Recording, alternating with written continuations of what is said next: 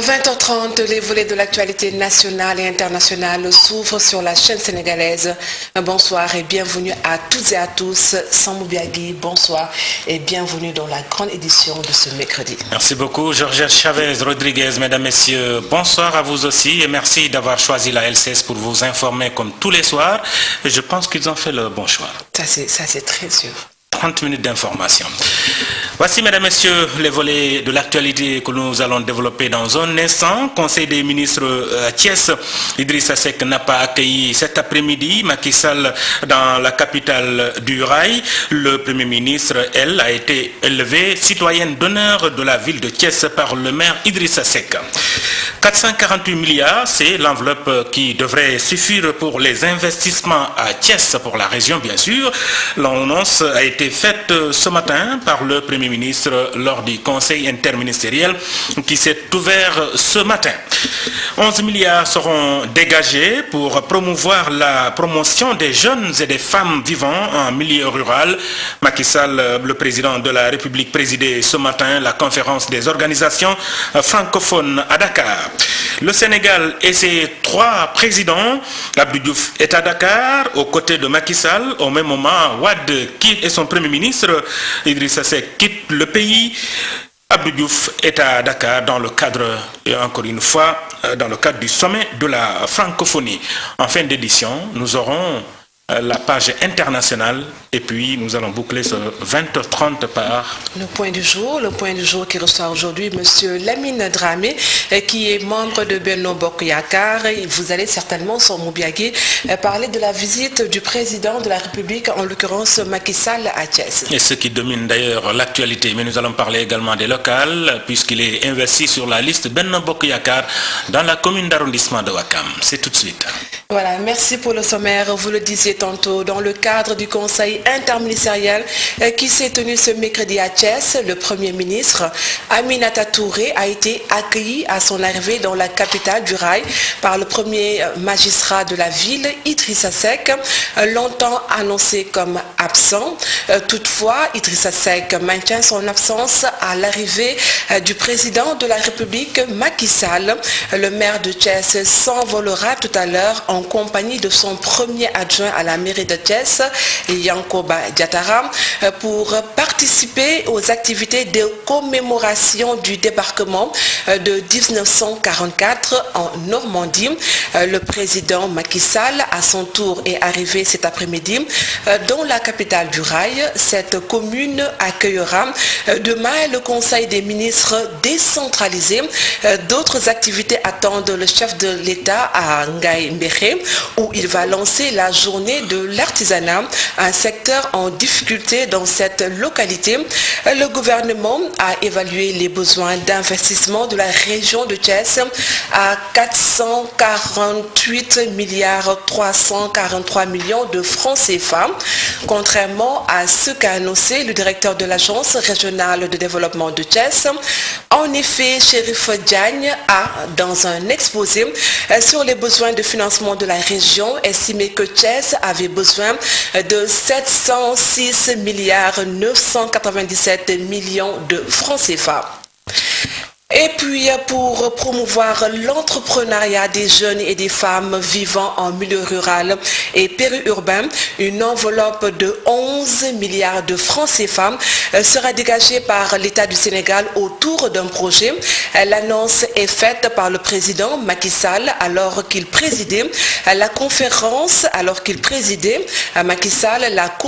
des organisations internationales non gouvernementales et des organisations de la société civile à Dakar.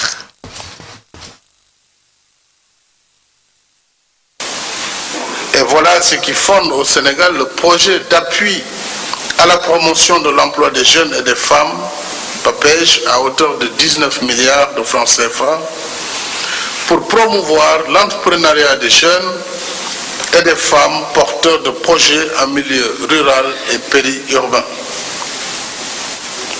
Soutenir l'aménagement d'infrastructures et de plateformes multifonctionnelles de transformation et de conditionnement des produits agricoles. Et enfin, faciliter l'accès des jeunes et des femmes au financement en allégeant les obstacles liés au taux d'intérêt, c'est toujours un plaidoyer, aux garanties et apports personnels exigés pour l'octroi des crédits. Convoquée par le secrétaire général de la francophonie, la conférence des organisations internationales non gouvernementales et des organisations de la société civile est organisée tous les 2 ans par le comité de suivi de la conférence précédente, avec bien sûr l'appui du pays hôte du prochain sommet de l'OIF. La cérémonie d'ouverture a eu lieu ce mercredi 4 juin dans la capitale sénégalaise. C'était en présence du secrétaire général de la francophonie Abdou Diouf et sous la présidence du chef de l'État Macky Sall, compte rendu Birama Kamara Eumefal. L'un dirige la nation sénégalaise composée d'environ 13 millions d'âmes, l'autre conduit la nation francophone riche de 220 millions de personnes. Assis côte à côte, ces 2 personnalités sont réunies autour des intérêts de la langue française et le secrétaire général de la francophonie de définir toute la particularité de cette rencontre. Mesdames, Messieurs, dans mon esprit, cette 9e conférence des OING de la francophonie n'est pas une conférence comme les autres. Elle doit être pour nous l'occasion de faire œuvre de prospective, d'ouvrir de nouvelles perspectives, d'imaginer de nouvelles formes de collaboration. Il ne s'agit pas seulement d'une nécessité dictée par un souci de proximité, de synergie, d'efficacité accrue dans la conduite de nos interventions au service des populations de nos pays membres et dans la diffusion des valeurs que nous voulons promouvoir. Il s'agit aussi et surtout d'une responsabilité. Femmes et jeunes en francophonie, vecteurs de paix et acteurs de développement. C'est sous ce thème du 15e sommet de la francophonie que la 9e édition de la conférence des organisations internationales non gouvernementales et des organisations de la société civile de la francophonie se tient durant 2 jours dans la capitale sénégalaise. Bien établi.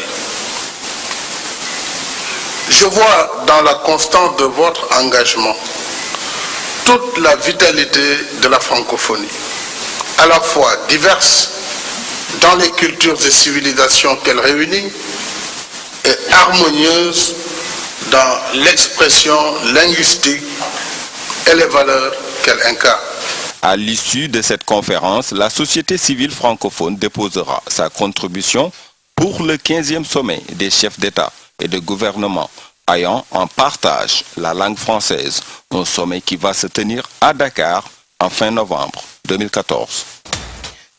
Birama Kamara, vous l'avez dit, complémentarité et mutualisation.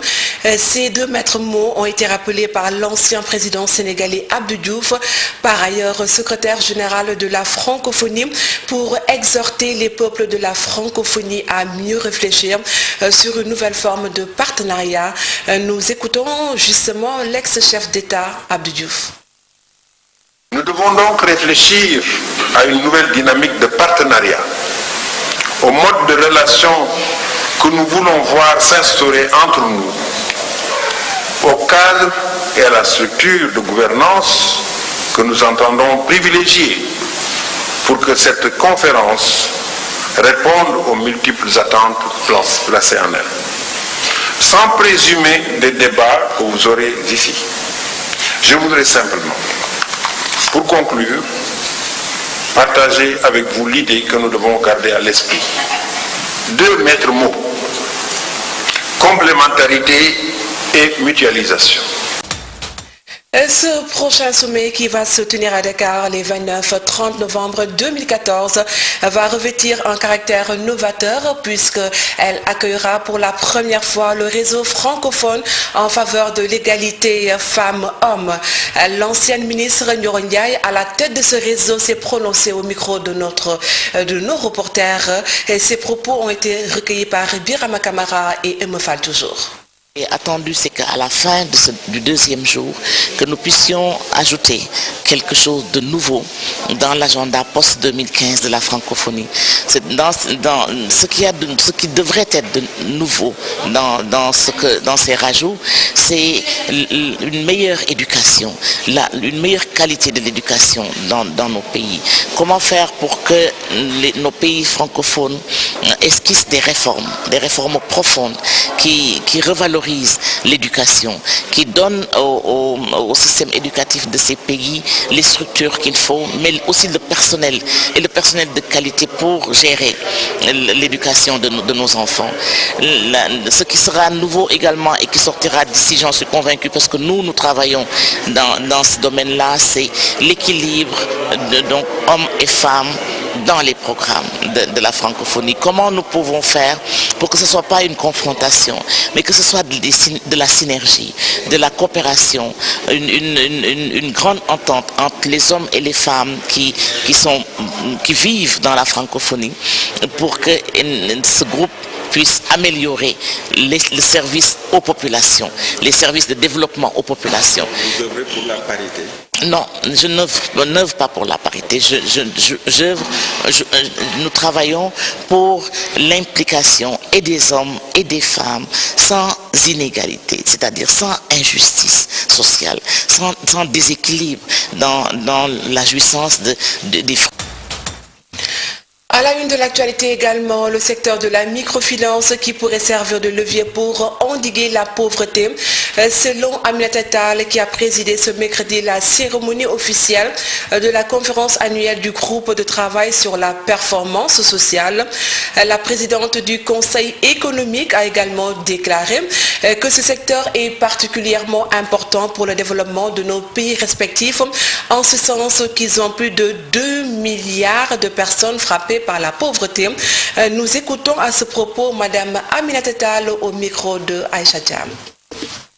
Il me semble que ce secteur est un secteur particulièrement important pour le développement de nos pays respectifs, en ce sens que nous avons plus de 2 milliards de personnes qui sont frappées par la pauvreté, et c'est par la microfinance que nous pouvons intégrer le système de chacun de nos pays respectifs avec nos valeurs spécifiques et faire en sorte qu'il y ait une certaine inclusion dans la démarche en approchant les cibles les plus vulnérables, notamment les femmes et les jeunes, et surtout les handicapés également, pour faire en sorte qu'ils puissent bénéficier de microcrédits, créer de petites entreprises et améliorer leurs conditions de vie.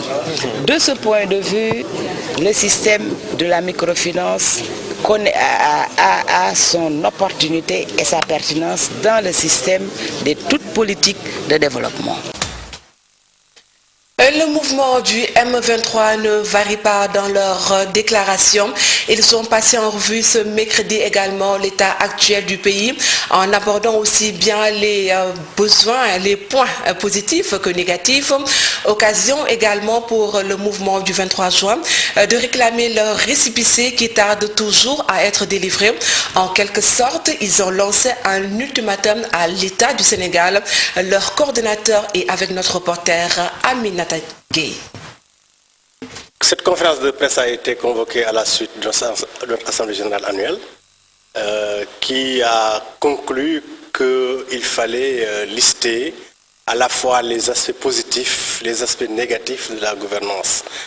Parmi les aspects positifs, nous avons constaté évidemment qu'il y a la baisse des impôts sur les revenus, il y a eu la baisse des prix de loyer, il y a la couverture maladie universelle, les bourses familiales, etc. Donc il y a un certain nombre de choses qui apparaissent très positives qu'il faut saluer. Mais dans le même temps, nous avons constaté également qu'il y a des aspects qui ne sont pas satisfaisants. Parmi lesquels, il y a d'abord la non-délivrance du récépissé au M23, qui attend depuis 13 mois, et l'Assemblée générale a décidé de réclamer, d'exiger la délivrance de ce récépissé. Il y a également qu'aujourd'hui, il y a eu un retard dans la mise à disposition des semences et des engrais, alors que les paysans ont faim. Il n'y a que les accords signés avec les étudiants ne sont pas tout à fait respectés et sont aujourd'hui à l'origine de turbulences qui sont dommageables. Il y a des accords avec Necotrans qui sont décriés. Donc il y a un certain nombre de choses que nous avons considérées comme relevant du domaine de la malgouvernance. Nous sommes dans l'alerte. Nous sommes des sentinelles de la République. Nous voulons que les gouvernants qui ont été élus par le peuple sénégalais travaillent pour le peuple sénégalais à avancer la nation, à approfondir la démocratie, à renforcer l'état de droit. C'est ça que nous voulons et nous y tenons au point que nous sommes obligés évidemment de verser tout le temps dans le devoir de critique publique pour attirer l'attention des uns et des autres. À présent, nous ouvrons la page internationale de cette édition avec nos confrères de l'AFP. En déplacement à Varsovie, Barack Obama a assuré de son soutien le président ukrainien Petro Poroshenko, tout juste élu. Le président américain a également dénoncé les sombres manœuvres de la Russie en Ukraine, en référence au rattachement de la Crimée au géant russe et aux actions des séparatistes pro-russes dans l'est du pays. Mehdi Nemmouche refuse d'être extradé en Belgique. C'est ce qu'a affirmé l'avocat de ce Français soupçonné d'être le tueur du musée juif de Bruxelles. Entendu à Versailles, l'homme a dit vouloir être jugé en France parce qu'il est français et qu'il est en France. Ce refus ne devrait pas toutefois empêcher, mais seulement retarder l'application du mandat d'arrêt européen délivré par la Belgique. L'affaire du Carlton sera jugée en février 2015. C'est ce qu'a annoncé le procureur du tribunal correctionnel de Lille. Parmi les prévenus de cette affaire de proxénétisme figure Dominique Strauss-Kahn. L'ancien directeur général du FMI risque jusqu'à 10 ans de prison et 1,5 million d'euros d'amende. Servir l'Espagne de toutes ses forces, c'est ce que le prince Felipe a promis lors de son premier discours public depuis l'abdication de son père, Juan Carlos. Même si son couronnement sera sans nul doute voté par le Parlement espagnol, le futur roi a voulu rassurer un pays en crise où une partie de la population remet en cause la monarchie. Le football transformé en art. 20 ans après la Coupe du Monde 94 aux États-Unis, le musée d'art de Los Angeles rend hommage au ballon rond et à ses plus grandes stars. Derrière les exploits de Pelé, Zidane ou encore Eto'o se cache une réflexion sur l'idolâtrie autour des joueurs et l'impact économique et social de ce sport. Voilà, Zamboubiaki, c'est ce ballon rond qui fait rêver. Oui, et notamment la Coupe du Monde, nous sommes à J-7. Vous allez au Brésil ? Non, mais nous serons présents avec, bien sûr, des informations sur la chaîne sénégalaise de dernière minute sur la chaîne sénégalaise.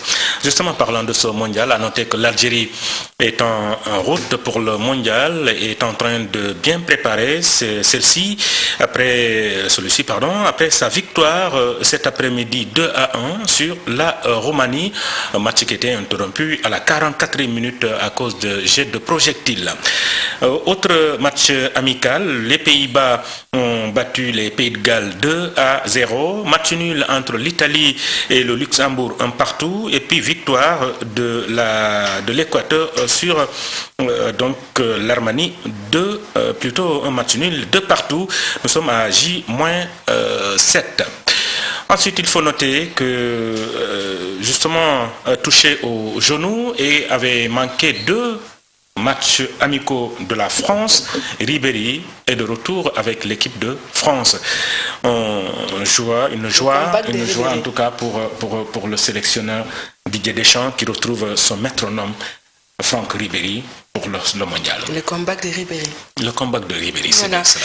Et puis, pour compléter la grande édition, nous allons passer au point du jour. Point du jour, je rappelle aujourd'hui que reçoit M. Lamine Dramé, qui est un membre de Benno Bokk Yakaar Sambou-Biagui. Et avec lui, vous allez certainement développer de la visite du président Macky Sall à Thiès. Oui, c'est bien cela, le sujet principal, la visite de Macky Sall à Thiès. Il est arrivé cet après-midi avec Lamine Dramé. Nous en parlerons. Lamine Dramé est par ailleurs responsable du parti de l'Alliance pour la République, le parti de Macky Sall. C'est tout de suite. Dans quelques minutes. Merci à vous.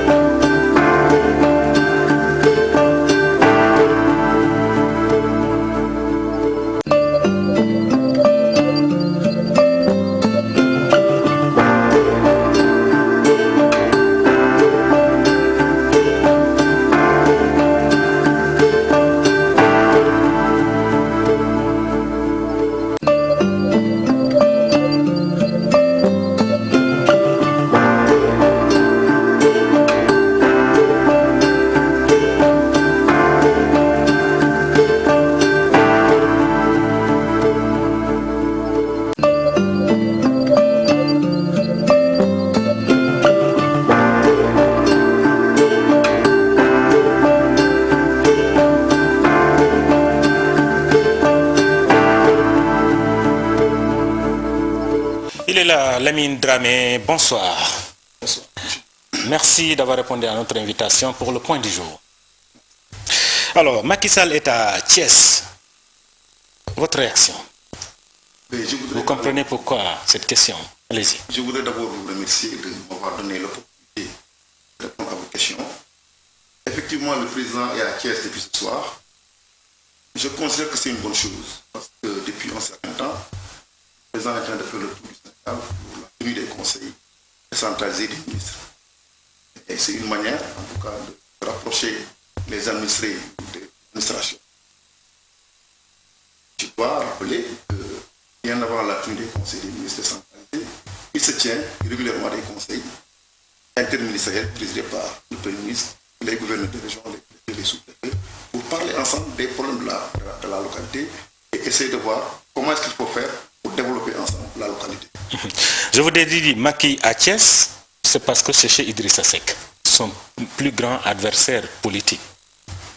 Je ne le pense pas comme ça. Je ne pense pas qu'Idrissa Seck soit un adversaire du président Macky Sall, parce que j'ai pour habitude de dire que le baromètre de mesure des élections, ou bien de la popularité de l'homme politique, c'est les élections.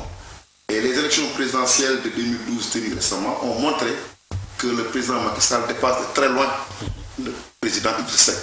Sur ce rapport-là, il n'est pas son égal.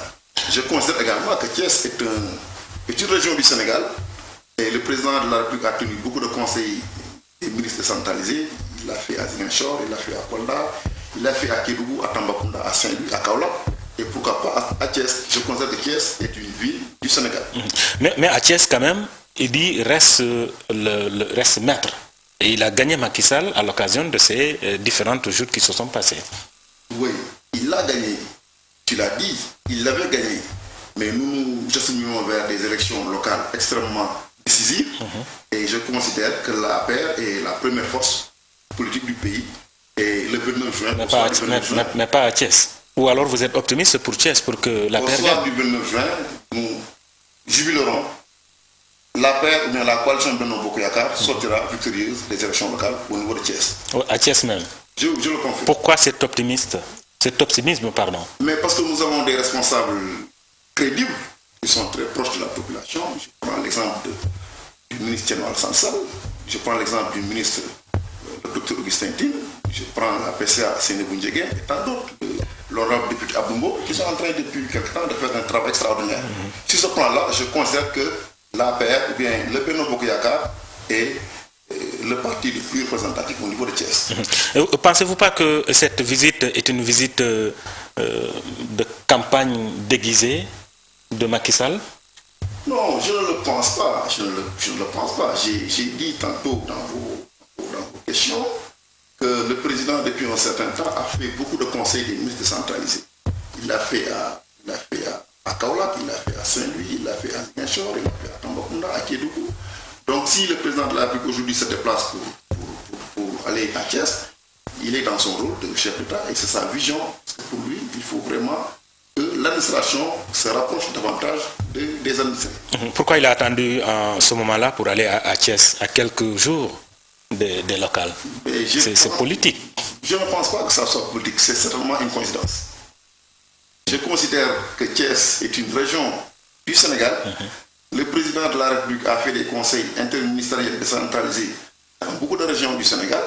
Et Thiès est vraiment une région, c'est pas une région à part. Et Thiès aussi n'est pas la propriété privée de M. Idrissa Seck, à ce que je sache. Oui, mais il a attendu la veille des locales pour y aller. C'est ce qui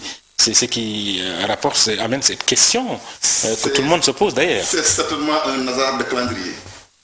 Certainement. Ou un calendrier bien ficelé. Non, je ne le pense pas. Je ne le crois pas comme ça. Je considère que les élections locales, c'est une affaire de localité. Et d'ailleurs, le président l'a rappelé la dernière fois, lors de la levée des couleurs au palais présidentiel, que c'est des élections citoyennes. Ce n'est pas des élections qui appartiennent aux partis politiques, mais des élections qui appartiennent aux citoyens. Mais paradoxalement, il a mobilisé tous les moyens nécessaires pour que son parti et sa coalition puissent aller à une campagne véritablement pour gagner beaucoup de localités. Je rappelle que c'est le président de la République, il a un parti, il est aussi chef de parti, et c'est normal. Donc c'est militant. Au même moment, il demande aux autres de ne pas s'occuper de leur parti, c'est cela la question. Il n'a pas dit ça. Il n'a pas dit ça. Le président a dit que c'est des élections citoyenne, il appartient aux citoyens de décider des personnes qui auront leur destinée, ou bien qui vont présider à leur destinée. Très bien. Macky Sall n'a pas été accueilli par Idrissa Seck. Oui, je considère que Idrissa Seck a fait une grave erreur, parce que c'est quand même le maire de la ville, c'est quand même une institution, et la République étant une continuité, il devrait au moins avoir la courtoisie d'accueillir M. le Président de la République, qui est le premier des Sénégalais. Idrissa Seck étant le premier des Thiessois à Thiès, Macky Sall étant le premier des Sénégalais, logiquement, Idrissa Seck devrait quand même l'accueillir. Mais le fait de ne pas l'accueillir, nous considérons que ce n'est pas un acte républicain. Mais il parle d'un problème de calendrier parce que ce Conseil des ministres a été repoussé à plusieurs reprises et du coup, lui, il est otage de son calendrier. Il n'a pas voulu accueillir le président tout simplement. Pourtant, ce matin, il a accueilli Madame le Premier ministre. Il aurait pu, quelques heures après, attendre volablement à Thiès pour accueillir M. le Président de la République. Mais son avion était prévu à 21h, ce sera tout de suite d'ailleurs. L'avion, le vol, on peut toujours décaler le vol. Il aurait pu, en tout cas, d'une manière vraiment républicaine, accueillir d'abord M. le Président de la République dans sa localité qui est Thiès, parce que naturellement c'est lui le maire de Thiès, et ensuite aller tranquillement avec à ses occupations, parce que lui, bon voilà, on le considère comme un Sénégalais entre guillemets. Vous en tant que membre de l'APR, vous imaginiez déjà Idrissa Seck et Macky Sall se donner la main en cette période-là? Mais oui, ce n'est pas des ennemis, nous sommes tous des Sénégalais, nous sommes au Sénégal et je considère que les élections présidentielles ont montré la suprématie du parti de Macky Sall au niveau, en tout cas, de beaucoup de régions au Sénégal. Le président Macky Sall a été élu à hauteur de 65%. 65% des Sénégalais font confiance au président Macky Sall. Et je considère que les élections présidentielles, c'est dans 3 ans, donc il ne devrait pas avoir d'animosité entre eux. Ce qui prime pour moi, c'est les intérêts du pays, c'est comment est-ce qu'il faut faire pour prendre en charge les intérêts du pays et ensemble essayer de les résoudre. Alors, c'est un conseil des ministres décentralisé. Il y a eu d'autres, il y en a eu d'autres, mais apparemment ça n'a rien donné. C'est passé à Kaolack, à Tamba, à Kédougou, à Ziguinchor, mais beaucoup de milliards ont été déclarés, mais au finish, les populations ne voient rien. Je ne le pense pas comme ça, parce que, rappelez-vous, le premier conseil des ministres a été tenu le 8 juin 2012 à Saint-Louis, et justement, c'est ce jour même que le président a demandé de faire le bilan de la décentralisation, et le bilan aussi de la régionalisation en 1996, et aussitôt après, il a posé des actes allant dans le sens, en tout cas, de tourner vers l'acte de la décentralisation. Aujourd'hui, les lois ont été votées, et d'ici quelques jours, au soir du 29 juin, il n'y aura plus de communauté rurale au sein du Sénégal, il y aura la communalisation intégrale. Je considère que l'acte 3 vraiment est derrière nous. Et ça, vraiment, c'est un acte que le président a posé à Saint-Louis. Oui, mais cet acte n'est pas pour Saint-Louis, on parle de choses concrètes sur le terrain, avec les milliards annoncés. Oui, justement. Il n'y a aucune réalisation, en tout cas. Les milliards annoncés, quand vous lisez le journal Soleil de ce matin, 695 milliards ont été mobilisés pour le PSE en moins de 3 mois. Et je considère que les projets qui ont été ficelés, qui ont été dits, qui ont été évalués au sein des différentes régions où s'est tenu le Conseil des ministres décentralisés, tous ces projets-là ont été pris en compte dans le PSE. Et naturellement, vous avez tous constaté que le PSE a été vraiment un succès. Le PSE est venu après le Conseil des ministres. Oui, mais justement, parce qu'il faut faire la part des choses. Il faut aller dans les localités, il faut discuter avec les populations, il faut voir leurs préoccupations et ensemble prendre leurs préoccupations, mettre ça dans un sac qui est en tout cas le PSE. Et le PSE a connu vraiment des succès. Très bien. Les locales, vous êtes... Quand je prends aussi, excusez-moi, quand je prends l'exemple de Ziguinchor, le stade Aïdou Diatta a été réhabilité, le pont d'escale de Caravane a été réceptionné, l'hôpital de Ziguinchor est sur le point en tout cas d'être aussi réceptionné. Quand on prend l'exemple de Kaolack où c'était aussi le Conseil des ministres décentralisé, le président avait promis en tout cas la création d'une université d'excellence. Et aujourd'hui, le recteur de l'université a été nommé en la personne de M. Amadou Tidiane Guiro. Des sites ont été identifiés et incessamment l'université va sortir de terre. Quand on prend le Conseil des ministres décentralisé qui s'est tenu à Kédougou, le président a promis la création d'une école nationale d'excellence pour prendre en charge les questions minières. Et aujourd'hui, la pose de la première pierre a été effectuée dans cette localité. Et donc voilà, des réalisations vraiment concrètes du PSE. Très bien. Nous sommes rattrapés par le temps, mais une question sur les élections locales. Vous êtes investi sur la liste majoritaire pour diriger la commune d'arrondissement de Ouakam avec la liste Benno Bokk Yakaar. Vous êtes optimiste puisqu'il y a plein de listes dans cette localité comme dans d'autres? Oui, nous sommes optimistes. Bien sûr que nous sommes optimistes parce que les élections, par essence, c'est une compétition. Et je pense voilà, vraiment que nous avons effectué un travail extraordinaire qui va vraiment nous valoir des satisfactions.